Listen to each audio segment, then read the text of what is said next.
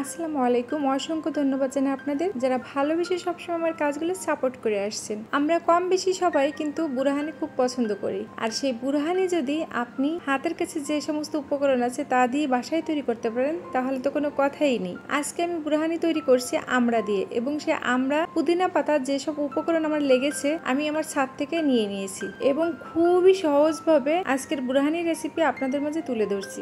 মাত্র 6টি আমড়া দিয়ে আজকে আমি 16 জন মানুষের বুরহানি তৈরি করেছি বাসায়। প্রথমে আমড়াগুলো ছেলে নিতে হবে, এরপরে পিস পিস করে কেটে নিতে হবে। পুদিনা পাতা, কাঁচা মরিচ পরিমাণ মতো দিয়ে দিতে হবে। এরপরে হাফ কাপ চিনি, হাফ চা চামচ লবণ, 2টি লেবুর রস, কিছু বরফ কুচি দিয়ে ব্লেন্ডারে ব্লেন্ড করে নিতে হবে।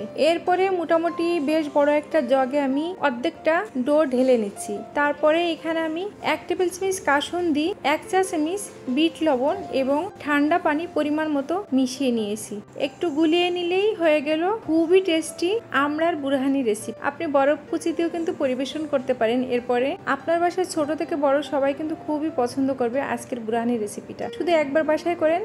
টেস্টি ভিডিও পেতে চাইলে প্লিজ পেজটি আপনারা ফলো দিয়ে রাখবেন। আপনাদের একটা লাইক, কমেন্ট, শেয়ার আমাকে অনেকটা অনুপ্রাণিত করে। তো ভালো থাকবেন, আপনাদের সুস্থতা কামনা করে আজকের মতো বিদায় নিচ্ছি। দেখা হবে নতুন কোনো ভিডিওতে। আল্লাহ হাফেজ।